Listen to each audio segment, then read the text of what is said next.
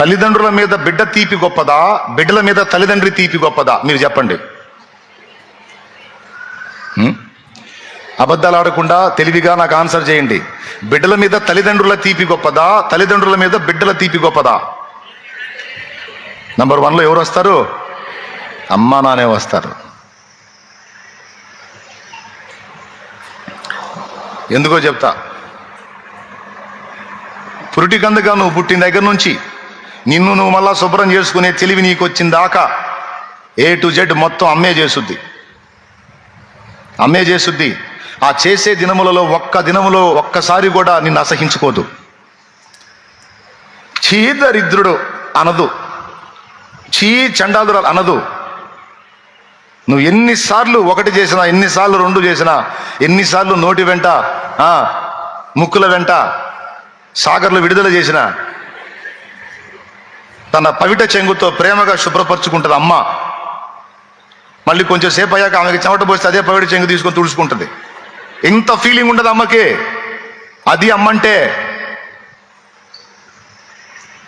అమ్మంటే అది.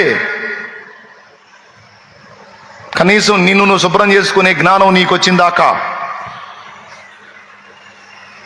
నిన్ను నువ్వు శుద్ధి చేసుకునే జ్ఞానం నీకు వచ్చిందాకా అమ్మ నిన్ను గుండెల మీద మోసిద్ది, నీకు మొత్తం శుభ్రం చేసి. అదే అమ్మ మంచాన పడితే, అదే అమ్మ నడవలేని స్థితికి వస్తే 4 రోజులు అమ్మకు చేయాలంటే నీ బతుకు బయటపడిద్ది. నీ బతుకు బయటపడి పెట్టుకొని తిరుగుతూ ఉంటావు. నీ బతుకు 24 సణుగుతావు. ఏమా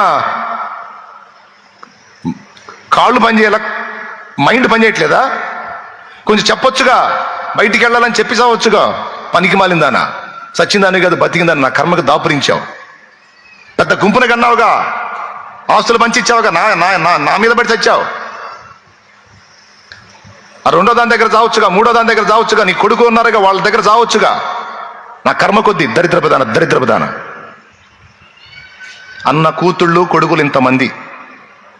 అబద్ధాలు ఆడుకొని చెప్పండి, ఎంతమంది ఒప్పుకుంటారు? ఒప్పుకోండి, మర్యాదకు చేతులు ఎత్తి. షో చేయవాకండి. దేవునికి స్తోత్రం కలుగును గాక. కానీ నిన్ను నువ్వు శుద్ధి చేసుకునే తెలివి నీకు వచ్చిందాకా సంవత్సరాలు చేసిందే అమ్మ ఏనాడన్నా నిన్ను అసహించుకుందా? ఒక్కసారన్నా అసహించుకుందా? ఇంకా చెప్పాలంటే నీకు మోషన్ కాకపోతే బాధపడింది. నా బిడ్డకి ఏందో మోషన్ కావట్లేదు, కడుపులో ఏదో తేడా వచ్చింది, వాడి ప్రాణానికి ఏమన్నా ప్రమాదమే, ఆమె ప్రాణానికి ఏమన్నా ప్రమాదం. అమ్మ మోషన్కి వెళ్తే తిడతావు దరిద్రపుదానా నువ్వు. అమ్మ మోషన్కి వెళ్తే తిడతావు దరిద్రపోడా నువ్వు. మిమ్మల్ని కాదులే, తిట్టే దరిద్రులు అంటున్నాను నేను. దేవునికి స్తోత్రం. కానీ నువ్వు మోషన్కి వెళ్ళకపోతే అమ్మ ఏడ్చింది, వైద్యుడి దగ్గరికి పరిగెత్తింది. ఎంత తేడా ఉంది అమ్మ ప్రేమకి బిడ్డ ప్రేమకి. వాస్తవా కాదా? ఎవరికి తీపి ఎక్కువ? ఏ ప్రేమ ఎక్కువ? పుట్టిన ప్రేమ ఎక్కువ, కన్న ప్రేమ ఎక్కువ? ఆ కన్న ప్రేమ, ఆ కడుపు తీపి ఎంత భయంకరమైందంటే ఆ కడుపు తీపి కోసం మహిమను కూడా వదిలిపెట్టి దిగొచ్చాడు భూమి మీదకి.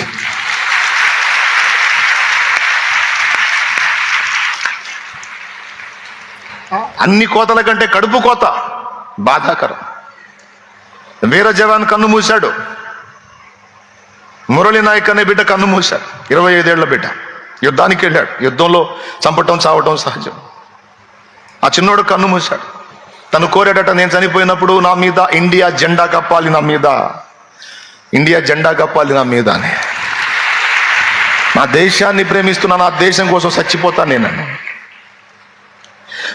ప్రపంచమంతా మెచ్చుకుంటుంది, కానీ అమ్మ మాత్రం గుండెలు బాదుకొని ఎగిరిపడి ఏడుస్తుంది. అమ్మో నా కొడుకు, నా బిడ్డ కడుపు తీపి, కడుపు కోత.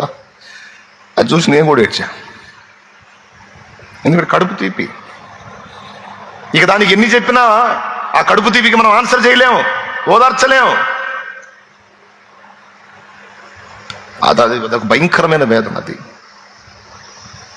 కడుపు కోత, కడుపు తీపి.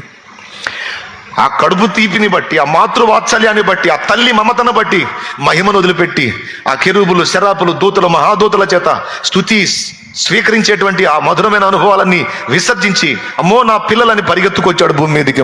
నాయన కడుపు తీపి కోసం వచ్చాడు.